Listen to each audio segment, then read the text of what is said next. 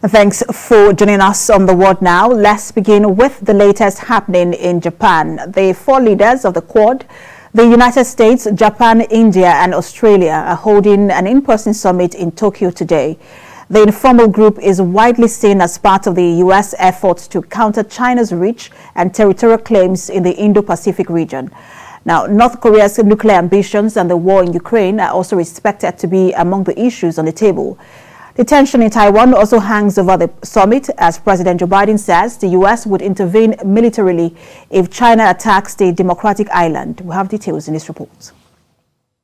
The Quad summit is coming at the end of President Biden's first Asia trip since taking office.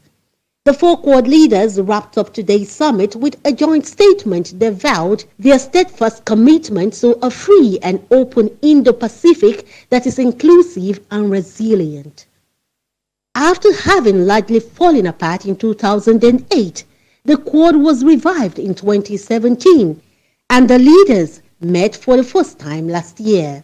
Today marks their fourth joint event and their second in-person summit. The leaders also discussed their responses to the ongoing war and humanitarian crisis in Ukraine. As the war in Ukraine enters its fourth month, with the latest impulse shared by the United Kingdom's Ministry of Defense revealing that the entire eastern part of the country has been besieged, while the numerous parts across the rest of the war-torn nation remain under attack, U.S. President Joe Biden says the world now faces a dark hour.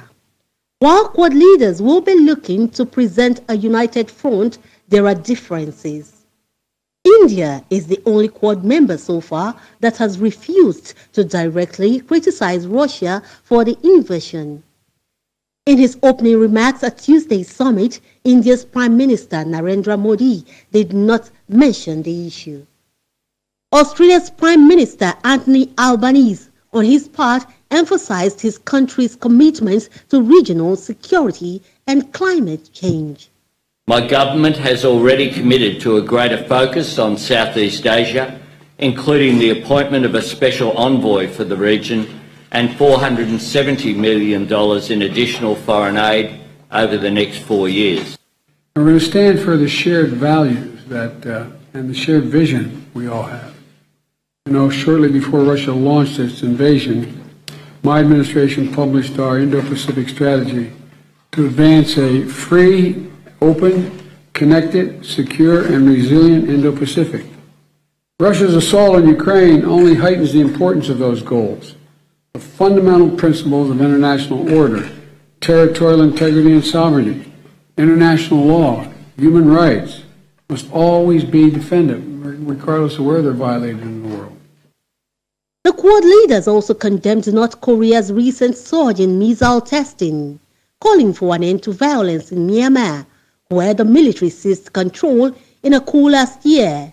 And they've also pledged to continue cooperating on pandemic response, infrastructure investments, climate action, and more.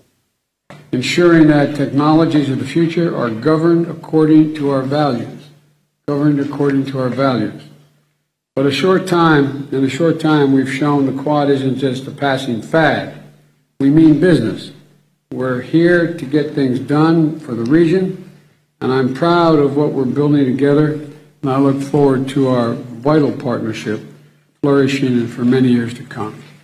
Formerly referred to as the Quadrilateral Security Dialogue, the Quad began as a loose grouping of countries following the 2004 Indian Ocean tsunami that banded together to provide humanitarian and disaster assistance.